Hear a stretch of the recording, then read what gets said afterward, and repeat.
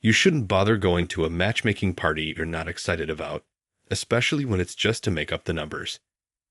I knew that, but somehow I ended up attending. That day, it felt like fate played a prank on me with the meeting that awaited. I'm Alex, 28 years old. I have a bit of an unusual job. Even though it's unusual, it's not that I'm bad with people or that I dislike them.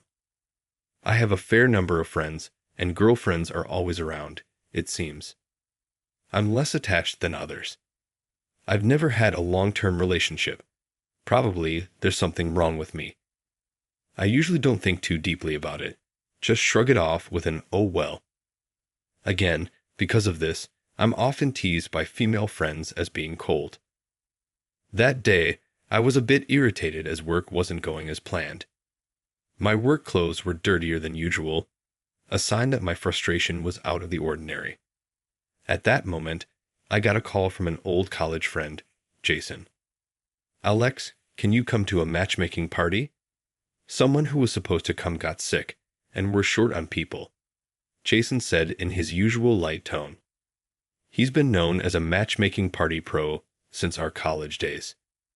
He's got a wide network and is guaranteed to organize a successful event. Since college, he's been responsible for many marriages through his parties.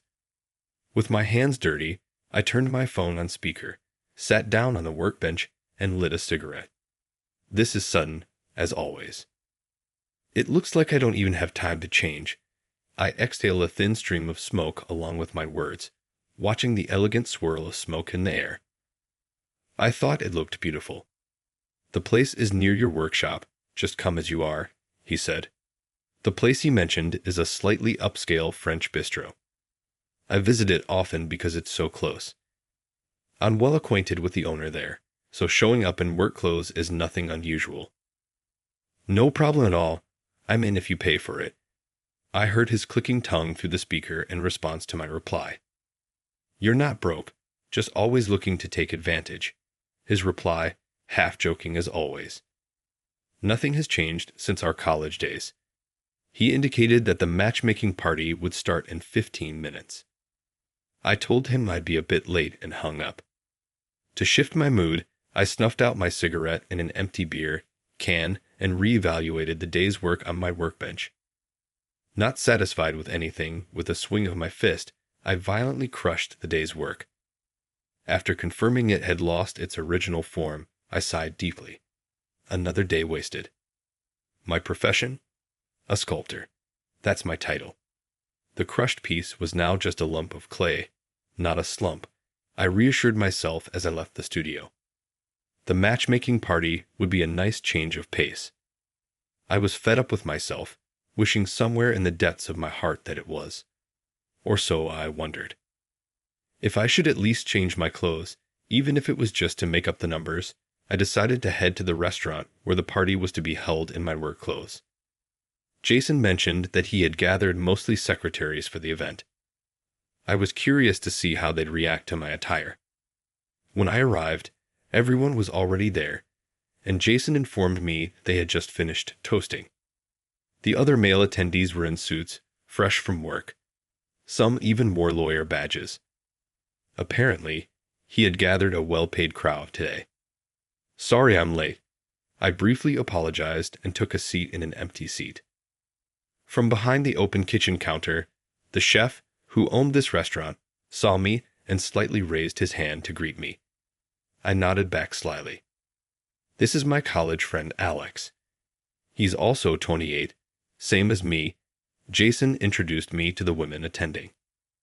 That was the first time I saw the attending women, and to say the least, they were impressive. Their makeup and nails were immaculately done. Their slender, pale fingers looked as if they'd never touched a household chore. A tilt of their heads released a soft, floral fragrance. All of them were equally beautiful and charming, speaking in high, gentle voices. The woman sitting diagonally across from me was particularly striking. I sipped the beer that had been brought to me as I thought about the fact that such a beautiful woman would also attend a matchmaking party. For a while, I didn't join in on the conversation, focusing instead on quenching my dry throat. During this time, I noticed something. The exceptionally beautiful woman sitting diagonally across was intentionally avoiding looking at me. She was clearly ignoring me. Apparently, she had no interest in a guy in dirty work clothes. To say she was uninterested would be an understatement. It seemed more like she harbored a slight disgust towards me. "Alex, you don't have a girlfriend right now, do you?" Caught off guard, I responded with a dull nope. That's when the beautiful woman finally looked my way. A little too much makeup, but still beautiful, as I recalled. Her name was Jessica. Surprising if you've ever had a girlfriend. She suddenly turned her attention to me, her eyes looking at me almost as if I were a stray dog. "Well, I've had a girlfriend now and then," I replied nonchalantly, facing her overt hostility. Despite the tense atmosphere between Jessica and me, the guy sitting next to her seemed completely unaware. He was engrossed in conversation with the woman sitting in front of him. It appeared that Jessica was displeased with his lack of attention, resulting in her bad mood. In short, it was her taking it out on me. "Look around you. Don't you see how out of place you are?" She smirked in a mocking way. It seemed her comment was directed at the fact that I was sitting here in my work clothes. I wasn't told there was a dress code. You know what common sense tells you. You're coming to a party with us. It's rude. Her voice grew louder. The other members started to notice our quarrel. "Oh, wait, Jessica. I asked Alex to come over on short notice, and the reason we're wearing suits is because this is our work attire. Alex is just dressed for work as well." Jason tried to mediate between us, half jokingly. Still, she didn't stop belittling me. "You know what? Let me be the first to clarify something. You all are too kind to say." She said this as she looked around at the other women. It seemed she positioned herself as the queen bee among the group.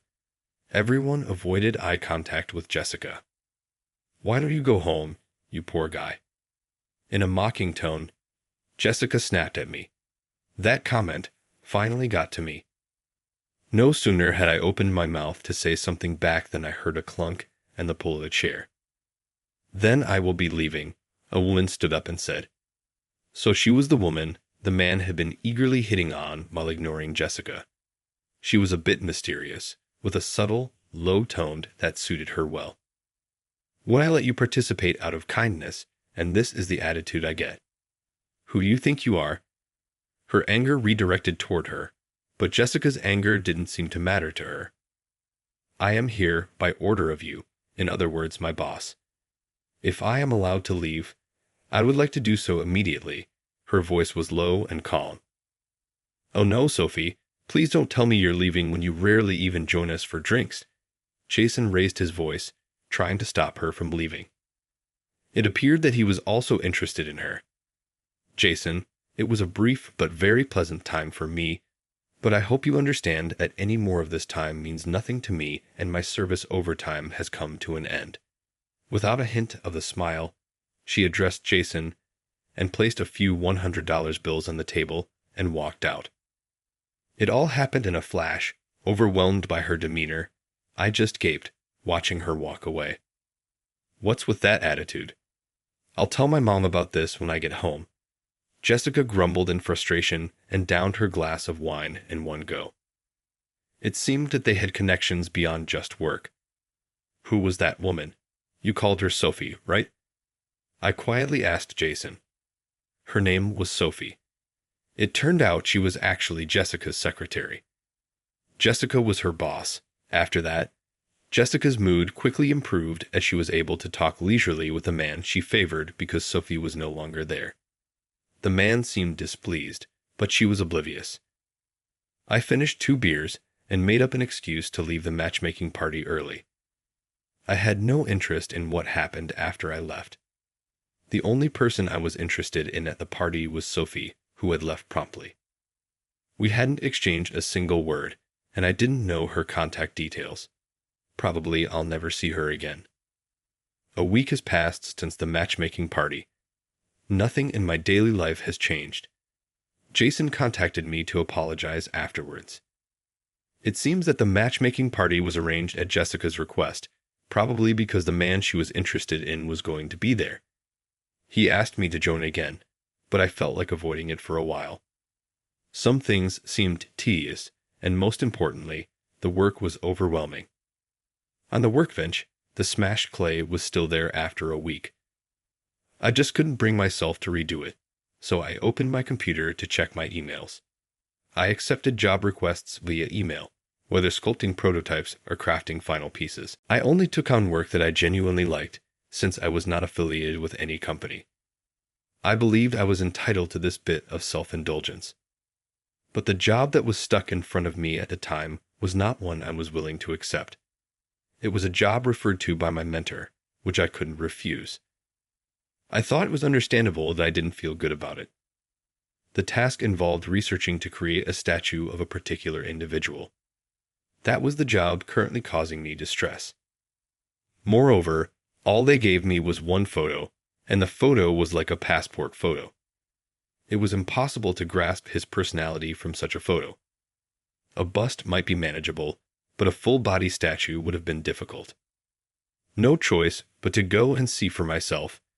I muttered to myself, trying to muster some motivation. I threw on a coat over my work clothes and headed out. My destination was a private museum, owned by an entrepreneur who had collected various artworks. The statue of Charles Harrison, the founder of this museum, was my job. To understand his personality, I visited the museum he founded. The museum was located deep within a forest that was artificially constructed. The museum, with its white walls and large windows, was striking. During a weekday afternoon, the place was quiet, with few visitors. The exhibits, divided between paintings and sculptures, were breathtakingly serene and beautiful. His taste in art clearly was refined.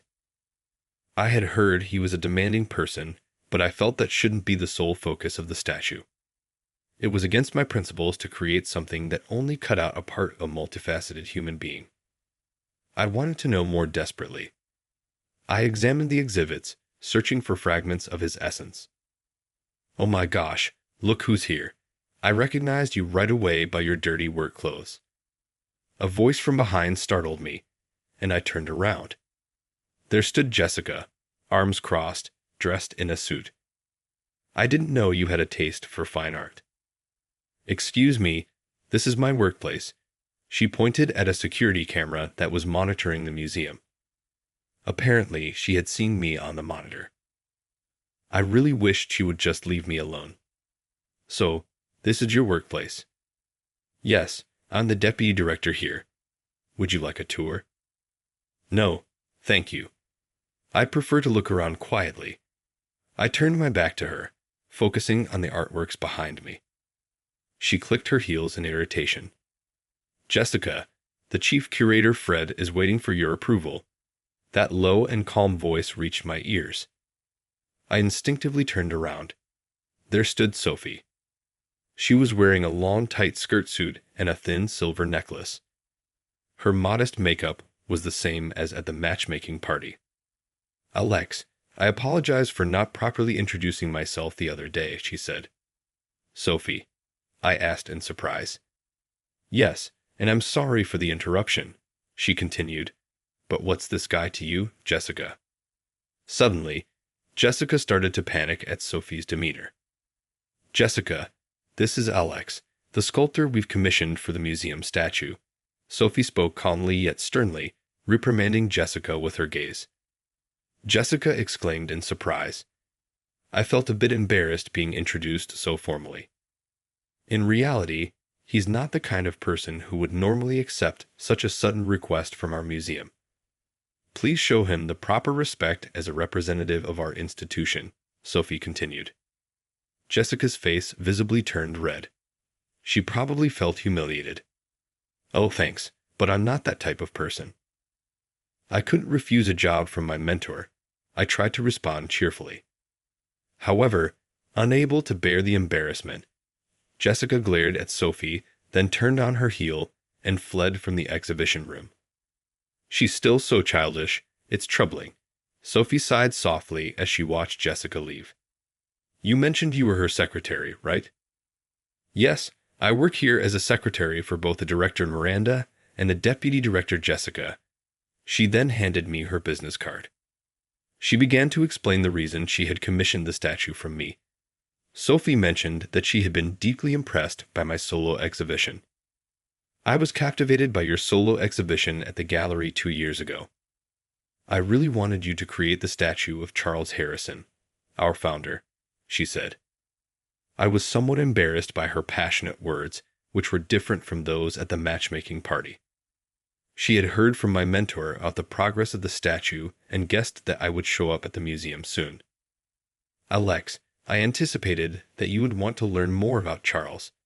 Her prediction was spot on. I was a little frustrated and embarrassed knowing that she had read my actions. Please, let me introduce you to more about Charles. She smiled warmly at me. Who could resist such a smile? I sincerely responded, I'd appreciate that. Thank you. I had assumed she would guide me inside the museum, but instead, she quickly led me outside. She then took me straight to the museum's backyard. This was his favorite spot, she explained. It was a small space surrounded by quiet groves. Only one modest bench was placed. I became certain that he was a person who loved tranquility in nature, she explained. She told me that he always reads here. People at the top are lonely. He was no exception, she continued. The one who kept him company was... She gently handed me a photograph. At Charles's feet, a large dog lay. This dog had wandered into the forest as a stray. Sophie told me that raising a stray dog born into the wild was more difficult than we could have imagined. Always skittish, the dog could hardly walk straight even on a leash. It was Charles who had gently embraced and comforted the stray's fearful heart. He wasn't just a strict and ruthless businessman. I looked down at the photo again. Both the dog at his feet and Charles himself had calm expressions. This is a very peaceful place. I shared my genuine impression, and she nodded happily. Miranda and Jessica probably want a grand and stern statue of Charles, but I don't think such a statue fits this museum. She reiterated why she had chosen me for this task. I decided to meet Sophie's expectations.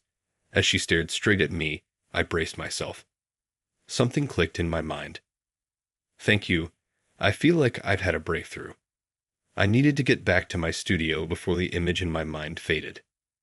Sensing my urgency, she nodded appreciatively, sending me off. I left in a rush, barely managing a proper goodbye to Sophie, and hurried back to my studio. Since visiting the museum, I've been working nearly non-stop on the sculpture. Strict yet cold, kind yet solitary, Charles was a man of complex character. I focused intently on capturing the true essence of the elusive Charles. Again and again, I layered and smashed the clay, constantly experimenting. The finished miniature sculpture was incredible, even for me. I was sure Sophie would like it. She was the first person I wanted to show it to.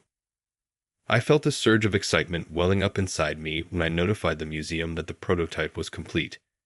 A clerk told me that Miranda and Jessica wanted to see it.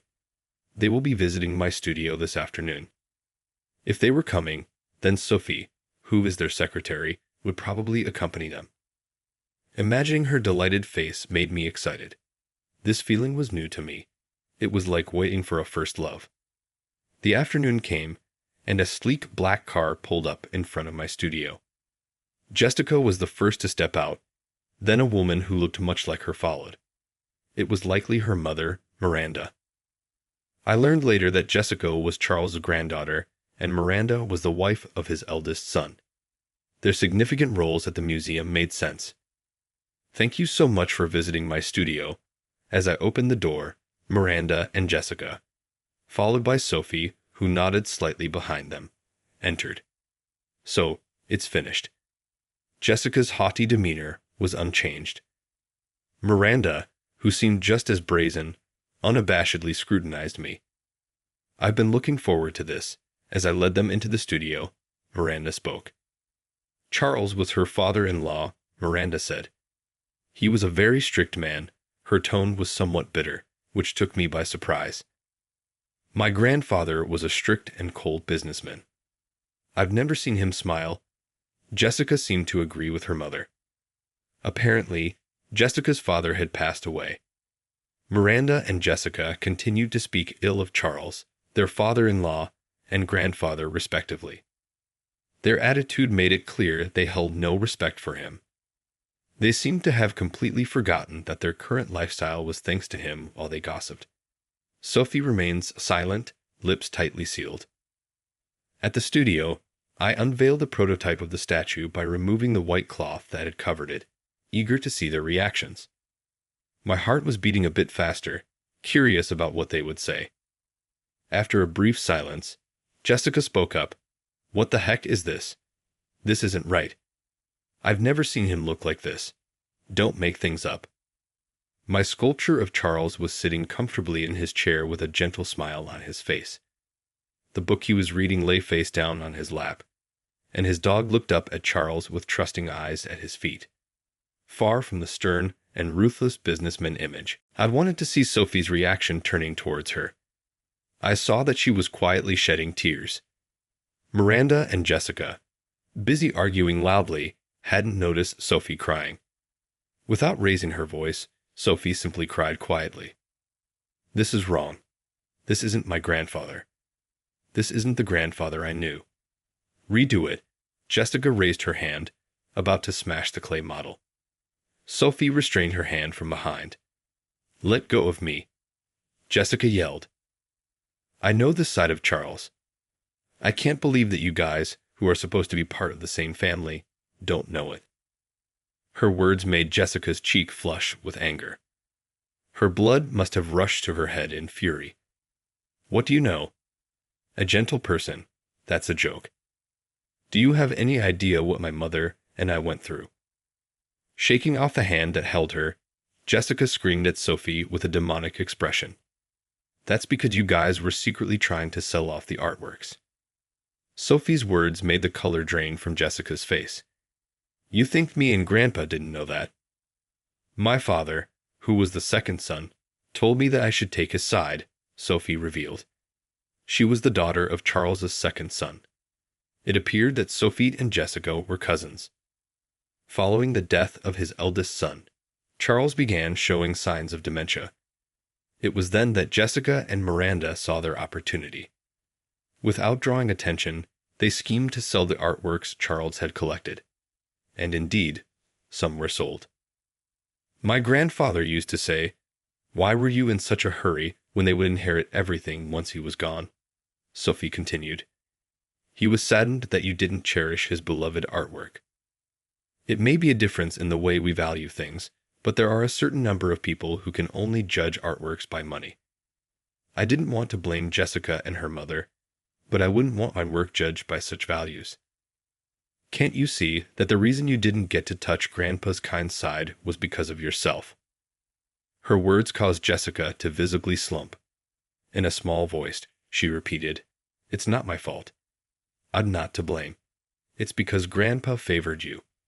I just wanted to teach him a lesson," she exclaimed. Selling off precious things as a way of taking revenge. Was this Jessica's form of retaliation? "It's enough, Jessica," the museum director, her mother, said as she gently embraced Jessica, who was trembling with anger.